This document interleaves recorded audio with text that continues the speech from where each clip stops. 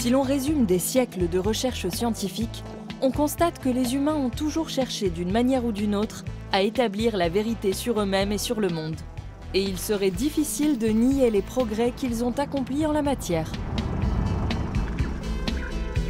Et pourtant, certains pensent encore que la Terre s'est créée en 7 jours ou croient dur comme fer que la première investiture de Donald Trump a rassemblé plus de monde que celle de Barack Obama.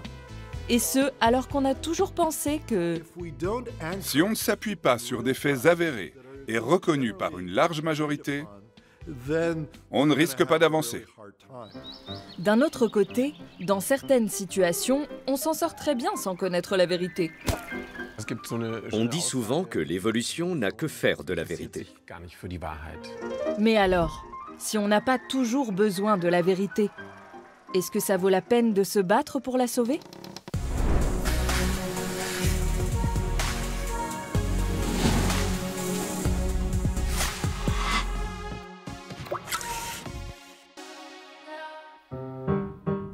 Tout le monde sait que certaines histoires sont trop belles pour être vraies. Qui n'a jamais un peu enjolivé la vérité pour rendre un récit plus captivant ? Mon grand-père était un fabuleux conteur. Une fois par an, je m'en souviens comme si c'était hier, nous allions à la fête de la bière, à Munich. Mon grand-père était le Bavarois par excellence. Il portait un costume traditionnel et le fameux chapeau orné d'une touffe de poils de chamois. Des inconnus s'installaient souvent à notre table et il adorait se donner en spectacle en racontant que j'étais orpheline, ce qui était bien sûr totalement faux. Il leur faisait croire que nous vivions tous les deux dans une cabane isolée en montagne, qu'il m'avait trouvé un jour dans un petit panier devant sa porte et qu'il avait décidé de m'élever. Il ajoutait que je devais marcher 1h30 chaque matin pour aller à l'école et gravir la montagne en sens inverse le soir. C'était bien sûr un tissu de mensonges. Mon grand-père avait bien un chalet de montagne, mais on pouvait s'y rendre en voiture. Je n'avais pas grandi là-bas et j'avais des parents. Mais je n'oublierai jamais les yeux brillants d'émotion de tous ces Berlinois ou Hambourgeois fascinés par son récit. Même si, au fond, ils n'y croyaient peut-être pas vraiment. Qu'y a-t-il de plus palpitant que de se faire passer pour un grand-père élevant seul sa petite fille dans les alpages ? Dans ce genre de récit, la vérité n'a pas sa place. Elle dérange même, aussi bien le narrateur que son auditoire. Et après tout, il n'y a aucun mal à ça. Dans d'autres contextes, en revanche,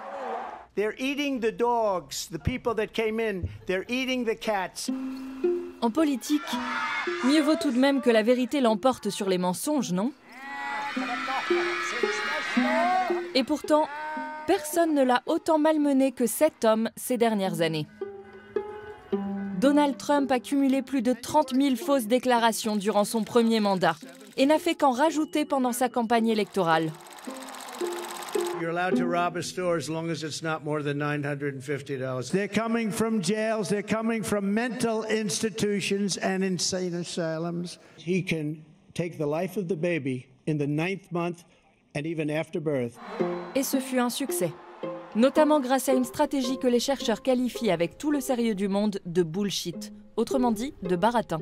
Le baratin, ce sont des affirmations faites par un individu qui ne se soucie même pas de savoir si ce qu'il dit est vrai ou non.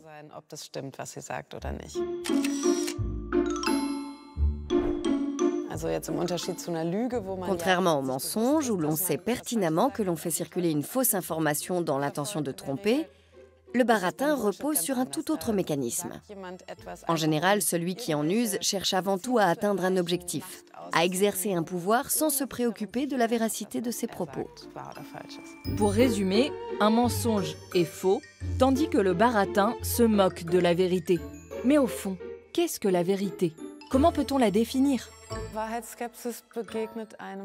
La vérité est souvent confrontée au scepticisme. Plus les repères sur ce qui est réel s'estompent, plus les gens doutent de l'existence même d'une vérité absolue. Même chez les philosophes, la définition de la vérité ne fait pas l'unanimité. Aristote disait en substance « dire de ce qui est qu'il est, c'est dire vrai » et dire de ce qui n'est pas qu'il est, c'est dire faux. Autrement dit, Affirmer par exemple que les sorcières n'existent pas est une vérité. D'autres théoriciens pensent que la vérité est toujours relative et qu'elle dépend du savoir d'un groupe. Contrairement à nous, certaines communautés indigènes croient en l'existence des sorcières. Selon cette approche, ces deux affirmations sont donc vraies. D'autres encore considèrent que la vérité repose sur le consensus. Si une société entière s'accorde à dire que les sorcières existent, alors elle dit vrai. Tout cela est tout de même bien compliqué. Peut-être un peu trop, non ? Je pense que celles et ceux qui rejettent l'idée de vérité, sous prétexte que tout est compliqué et que les politiciens mentent en permanence, simplifient les choses à l'extrême. La démocratie est particulièrement fragilisée lorsque les faits sont manipulés, car elle repose sur la capacité des peuples à se forger leur propre opinion et à prendre des décisions en conséquence. En règle générale, la notion de vérité ne nous pose aucun problème. L'humain a marché sur la Lune n'est pas faite de fromage, le fromage est généralement fabriqué à base de lait, le lait de vache ne pousse pas au supermarché et les vaches ne sont pas violettes. Ah, et bien sûr, les soucoupes volantes n'existent pas. Supposons maintenant que la vérité existe. À quoi ressemble-t-elle? Peut-on au moins s'en approcher? Pour répondre à ces questions, prenons un poulet en caoutchouc. Si j'affirme que ce poulet est en caoutchouc, j'énonce un fait qui correspond à ma vision du monde. La vérité se résume alors au fait que mon affirmation est vraie si la réalité correspond à ce que j'ai énoncé. Si ce poulet est en caoutchouc, alors cette affirmation est vraie. Dire que ce poulet est en caoutchouc est vrai tant qu'il l'est vraiment, tout comme il aurait été vrai de dire qu'il est en chair et en os si c'était le cas. Or, ce poulet est en caoutchouc. Mais les choses ne sont pas toujours aussi simples. Car ce qui est vrai aujourd'hui peut très bien s'avérer faux demain. D'ailleurs, le physicien allemand Erwin Schrödinger n'avait-il pas imaginé une expérience avec une poule? Une histoire de gallinacé enfermée dans une boîte à la fois mort et vivant tant qu'on n'avait pas ouvert le contenant? Bon d'accord, c'était avec un chat. Tout témoignage montre à quel point il est difficile de relater la vérité telle qu'elle est. Demandez donc à 3 personnes ce qu'elles ont vu lors d'un accident et vous obtiendrez 3 versions différentes. Et pourtant, chacune d'elles sera convaincue de la véracité de son récit. Notre cerveau capte des informations. Il les interprète et les assemble pour en faire un tout cohérent. Mais c'est précisément là que les versions commencent à diverger. Est-ce justement ça le problème? Que chacun est convaincu de détenir la vérité? C'est peut-être pour ça qu'autant de gens refusent d'admettre les faits. Environ un quart des Allemands pensent que la politique est influencée par des forces secrètes. Un Français sur 3 est persuadé que l'invasion russe a été bien accueillie par les Ukrainiens et 40% des Américains sont convaincus que des ovnis ont déjà fait escale sur Terre. Et ce, alors que nous sommes chaque jour inondés d'informations. De quoi se demander à quel point nous sommes réellement rationnels. Si être rationnel signifie toujours chercher à se rapprocher de la vérité et à en comprendre les causes plutôt que de s'arrêter aux apparences, force est de constater que dans bien des situations, nous sommes loin d'être rationnels. Si nous avons parfois du mal à distinguer le vrai du faux, ne pourrions-nous pas nous faire aider? Et si on se tournait vers l'intelligence artificielle?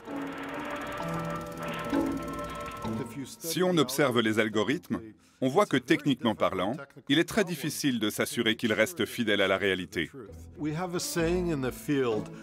Dans notre domaine, on part du principe que si on alimente les algorithmes de fausses informations, comme l'idée que la Terre est plate ou que l'Holocauste n'a jamais existé, ils risquent de les relayer telles quelles. Quand on crie dans la forêt, l'écho nous revient. Il en va de même pour l'intelligence artificielle. Elle restitue simplement ce qu'on lui a enseigné. Mais alors pourquoi croyons-nous si facilement au baratin? Avec nos milliards de neurones, notre pensée complexe, notre capacité à enquêter, comment se fait-il que la vérité ne l'emporte pas à tous les coups? Ne posséderions-nous pas une sorte de capteur interne capable de nous alerter face aux mensonges?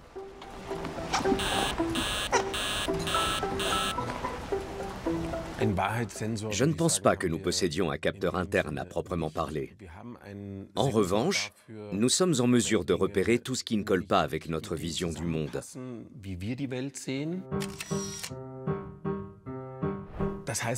Ça ne signifie pas pour autant que lorsqu'on fait face à un événement inattendu, on se dit « Tiens, ma perception des choses était erronée ».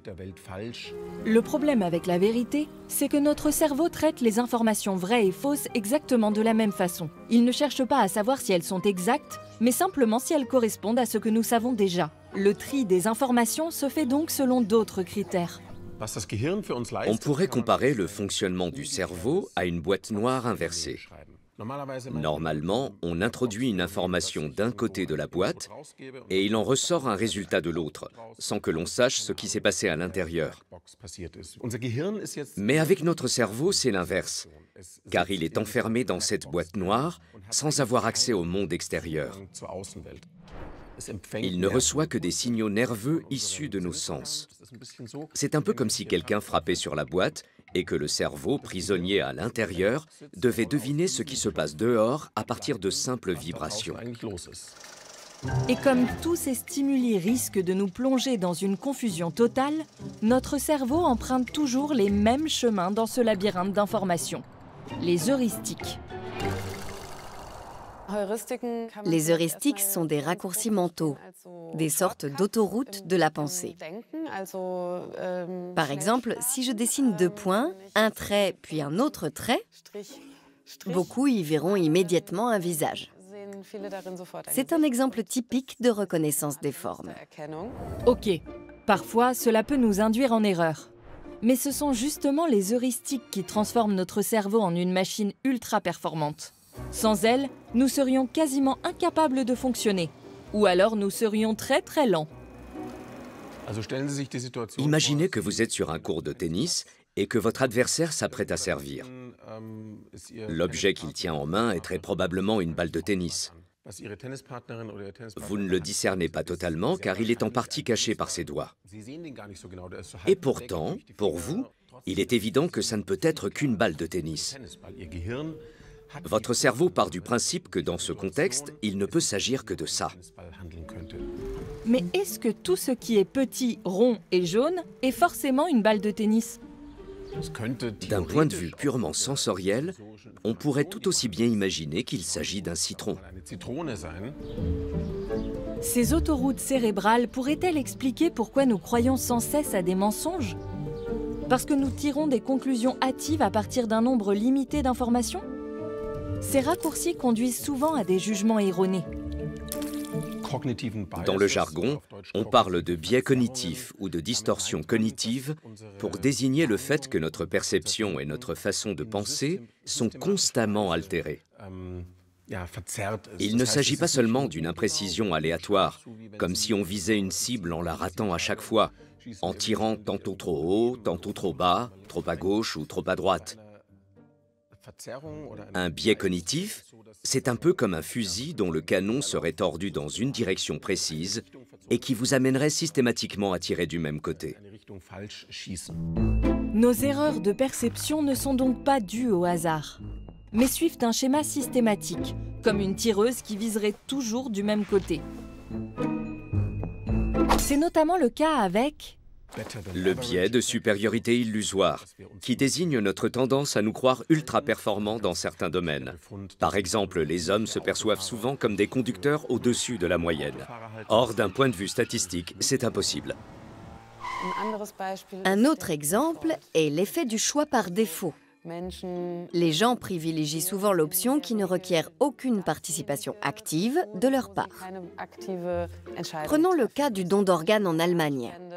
On débat depuis un certain temps sur l'idée d'inverser le principe actuel, à savoir, plutôt que de devoir donner son accord pour faire don de ses organes, on pourrait signifier son refus seulement si on est contre cette idée. Une telle approche augmenterait considérablement le nombre de dons d'organes, car les gens n'auraient pas d'efforts supplémentaires à fournir. Que cela nous soit bénéfique ou non, nous avons tendance à choisir l'option qui nous est implicitement imposée. L'effet IKEA, quant à lui, nous pousse à accorder plus de valeur aux objets que nous avons assemblés nous-mêmes qu'à ceux qui ont été manufacturés. Sans oublier l'effet de vérité illusoire. Des études ont montré que lorsqu'une fausse information est répétée en boucle, on finit par y croire, simplement parce qu'on l'a entendue plusieurs fois. En se basant sur cette idée, les publicitaires américains affirment qu'il suffit de répéter un message 5 fois d'affilée pour capter la clientèle. Et au bout de 7 fois, il est solidement ancré dans leur esprit. Tous ces biais peuvent être observés à des degrés divers chez tout le monde, quel que soit le genre, la culture ou l'âge de la personne. Même l'intelligence artificielle ne peut y échapper. Prenons un exemple concret de biais en matière d'IA. Si on demande à un générateur d'images de créer un cliché d'une personne en train de faire ses courses, il représentera généralement une femme. Et pourtant, nous savons bien que les hommes aussi peuvent aimer faire du shopping. Si les données sont biaisées, les résultats de l'IA le seront aussi. N'est-il pas surprenant qu'après des millions d'années d'évolution, nous n'ayons toujours pas un instinct naturel pour la vérité et que nous soyons au contraire enclins aux biais et aux erreurs de jugement? Après tout, on s'appelle Homo sapiens, non? On pourrait croire que plus notre vision du monde est précise, plus on est en mesure de s'y orienter avec assurance, d'éviter les surprises et de comprendre exactement ce qui se passe autour de nous. Mais l'évolution obéit à d'autres impératifs, dont l'un est très simple. Mieux vaut éviter les erreurs qui pourraient nous coûter cher. Par exemple, il n'y a aucun mal à croire que la foudre est le signe de la colère d'un dieu si cela nous incite à chercher un abri. De la même manière, tous nos biais cognitifs et erreurs de jugement ont une fonction bien précise. Se sentir supérieur aux autres, par exemple, peut nous donner du courage. Et l'effet du choix par défaut nous évite de remettre sans cesse notre vie en question. Mais cela ne signifie pas pour autant que la vérité est dénuée de sens. Après tout, viser le plus juste possible ne peut qu'être bénéfique. Et puis, il existe bien des personnes qui détiennent la vérité, non?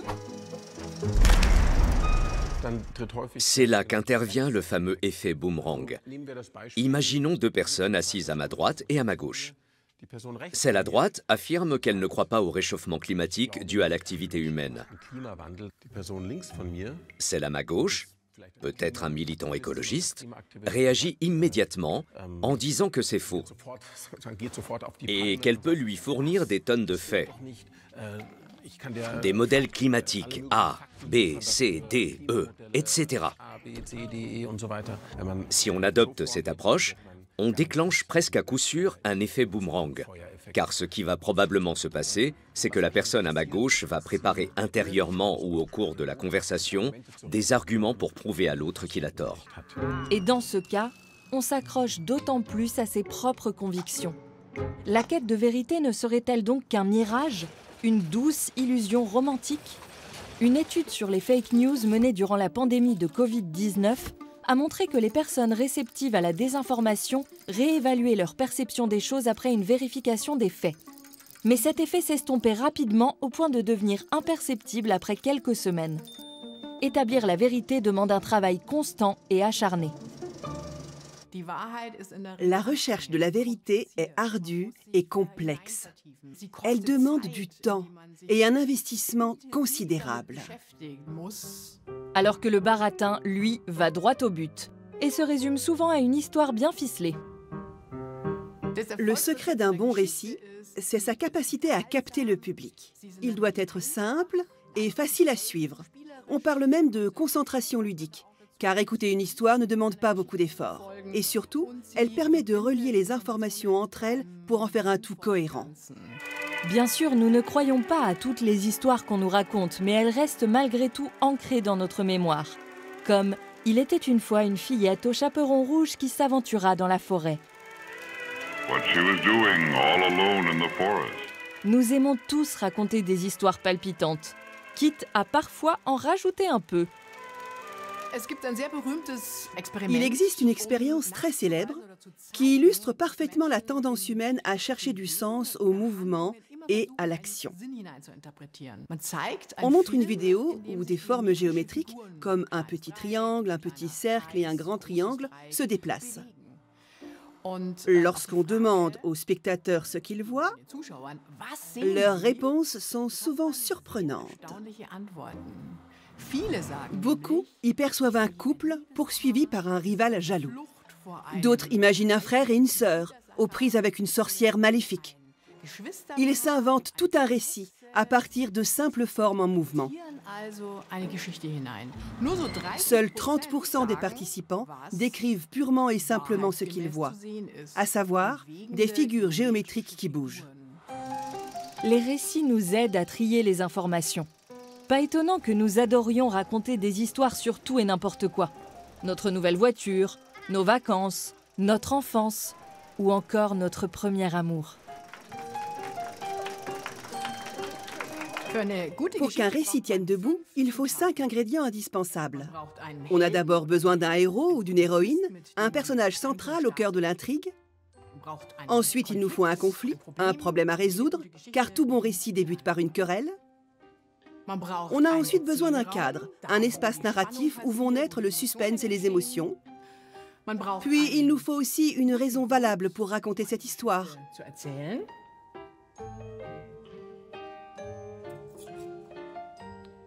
Et enfin, un petit plus, qui donne envie de la transmettre. Le hic, c'est que les théories du complot sont précisément des histoires taillées sur mesure. Et le héros est toujours celui qui dévoile la soi-disant conspiration, à savoir le narrateur lui-même. Ingénieux, non ? Comme notre cerveau est particulièrement réceptif aux récits bien structurés, il a tendance en cas de doute à les préférer à la vérité. Mais en fait, qu'est-ce qui nous empêche de prendre du recul, de mener une enquête et surtout de changer d'avis ? C'est un vrai problème, notamment en raison du biais de confirmation, à savoir cette tendance que nous avons à interpréter toute nouvelle information à travers le prisme de nos convictions déjà établies. Le biais de confirmation, la mère de toutes les erreurs de jugement. On préfère toujours croire ce qui conforte notre point de vue. Je me rends souvent compte, même en tant que scientifique, que personne n'est vraiment à l'abri de développer et de s'accrocher à des convictions irrationnelles. C'est particulièrement vrai lorsqu'on développe une théorie. On mène une expérience, mais les résultats vont à l'encontre de ce qu'on attendait. Et on ne tarde pas à chercher des explications et à mettre ça sur le compte d'un défaut dans le protocole, par exemple. Une autre raison qui nous empêche souvent de lâcher prise et de revoir nos convictions est due au fait que nous soyons des êtres sociaux et que nous partagions généralement les mêmes opinions que nos amis ou notre famille. Bien sûr, toutes les croyances irrationnelles et même les contre-vérités ne posent pas toujours problème. Mais celles et ceux qui s'accrochent à tout prix aux mensonges sont toujours pris pour des fous, non ? Il s'agit là d'une question intéressante.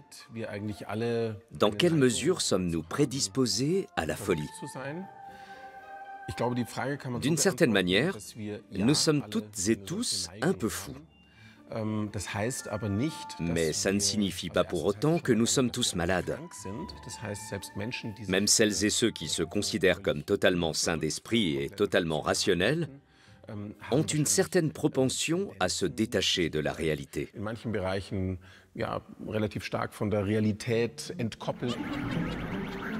Si nous sommes tous un peu fous, c'est qu'il doit bien y avoir une raison. Rappelons-nous que notre cerveau est enfermé dans une boîte noire et qu'il passe ses journées à essayer de donner du sens au monde qui l'entoure. Imaginons une machine. Toutes nos perceptions entrent dans la partie inférieure, qui les traite et les transmet au niveau suivant, qui les synthétise à son tour. Toutes ces informations sont évaluées dans la partie supérieure du dispositif et font naître nos convictions et nos décisions. C'est ce qu'on appelle l'approche ascendante, dite bottom-up. Lors d'un match de tennis, ce principe se traduirait ainsi.